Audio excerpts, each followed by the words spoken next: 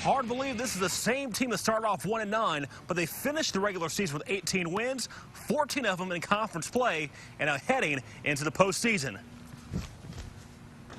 Where hopefully they shoot a little better than that. With the Warhawks taking a step back in a 9-0 loss to SIU yesterday, the team has been outscored 46-14 this week. Who else in college baseball can say that? And with me, I have the master of ceremonies, the legendary Cowboys coach, Oklahoma Sooners coach, Barry Switzer.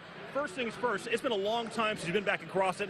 How does it feel to be back home and speak in front of people who absolutely adore you? I'm amazed tonight this many people turn out here. The bunch of gray hairs here, they're the ones that probably remember who I am. The rest of them certainly don't. Hey, it's nice to kind of get out of the office for a little bit. Hey, we're down here for a good reason. We're in Lake Charles, or Sulphur to be exact, for the LHSA softball tournament, Fast Pitch 56.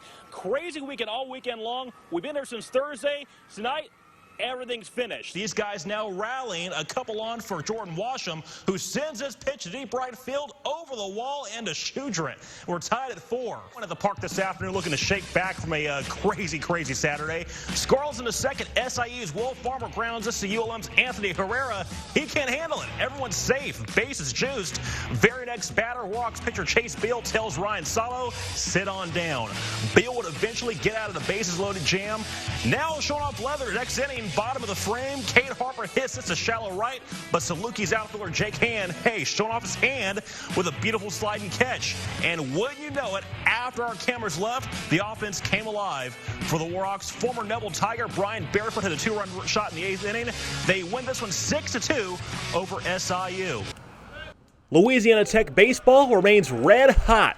With Saturday's win over Western Kentucky, the team won their 4th straight series. But another department that certainly caught fire, and at the right time, too, the offense, which has averaged 5 runs a game during that stretch. Our guys have just stayed with it. We got some good hitters. We got some older hitters, mature hitters, and you know, with Nate being in the rotation now, you know if you get him some help and some runs, you know you got a great chance to win. And guys have stepped up, stepped forward when some guys have struggled, and I think that carries over to hitting. A change, one that's not headline-worthy, is Coach Burrows moving to third base, switching with hitting instructor Jerry Zulli, who's now in the dugout. I know sometimes the head coach being in the dugout can make guys a little nervous. I think him being in the dugout, able to talk to some hitters and talk them through at bats or before they go up to the plate and after they come back. With the Dogs winning 7 of 8 at the Love Shack, they'll spend the next 4 on the road. A 3-game set with FIU and a midweek against ULL. I don't know what it is. Our guys feel comfortable on the road, and we have been playing better at home.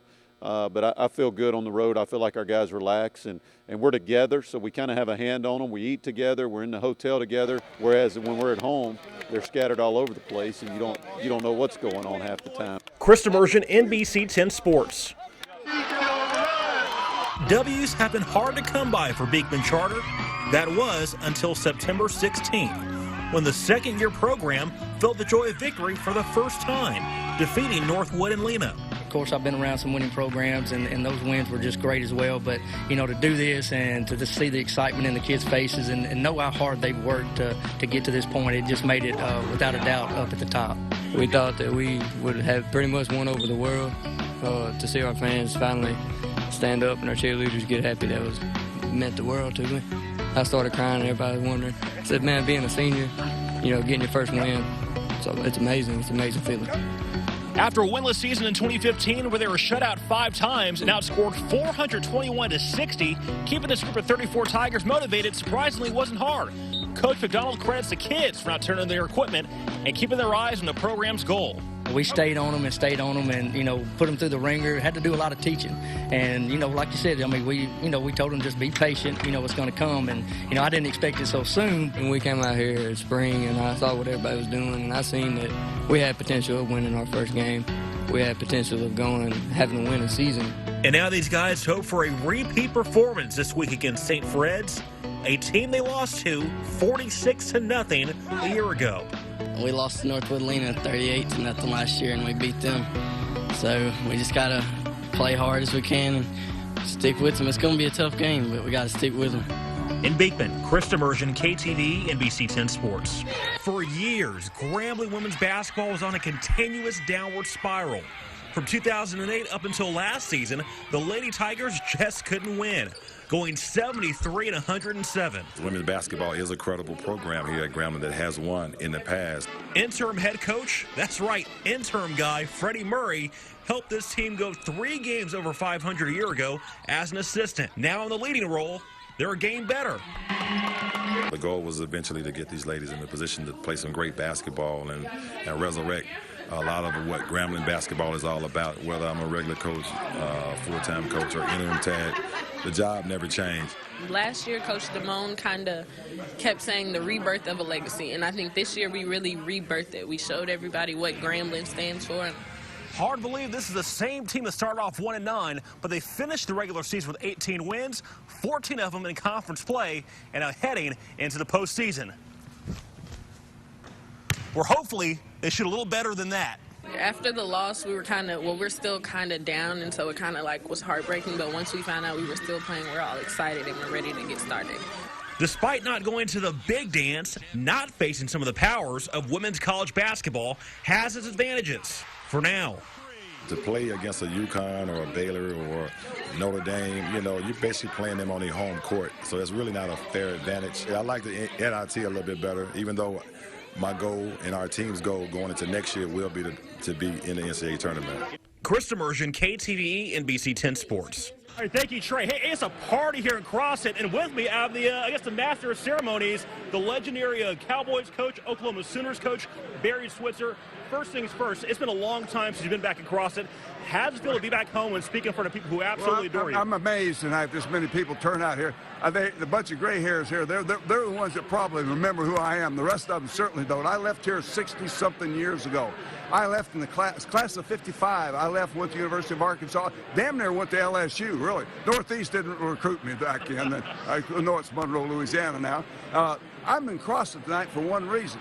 I was asked by a gentleman, Tim Toller, to come here, but his daughter right here, Allie, is the one really the reason why I'm here, because she's walked on my stage. I'm doing a live show in Norman, Oklahoma, and she walks on my stage. She says, I'm from CrossFit, Arkansas, and I know Joyce and Jack Allen. I said, I know them longer than you have. That's a really good story. Now, after you got out of the coaching game back in the mid-'90s from the Cowboys, right.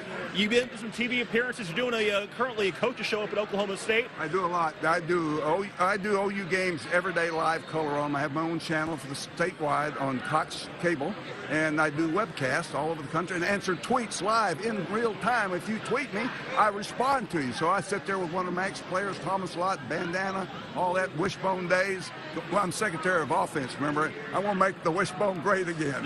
Hey, while we're at it, I'm going to run with the ball. What is your Twitter handle so we can all follow you on Twitter? Yeah, Barry_Switzer, and that'll get me at Barry_Switzer. All right. I follow Allie. Allie follows me, so that's all I need. We'll follow Barry Switzer on Twitter at Barry_Switzer. Coach. Hey, Cam Robinson, you're out there, big boy. You're going to be the first left tackle taken in the draft. Hell of a player. 74, Alabama, from Monroe, West Monroe, Washita, something like that, West Monroe. Absolutely. Met him. I was at the Outland Award when he got it, visited with him and his mother. Great kid. I really was impressed with him. He's a neat person. Well, Coach, pleasure talking to you. More with you at 10 o'clock. In the meantime, Trey, back to you in the studio, man. Warm, then cold, then rain, then clouds. It's like going to Six Flags. It's a roller coaster. Yeah. Mm-hmm. This is like going up the hill, down the hill, through a loop. It's like Kayla driving. Oh. Ooh. Well, that's it for us. We'll see you back here tonight after the New York Giants take on the Dallas Cowboys. As always, you can stay up to date at myarklemiss.com. Have a nice evening.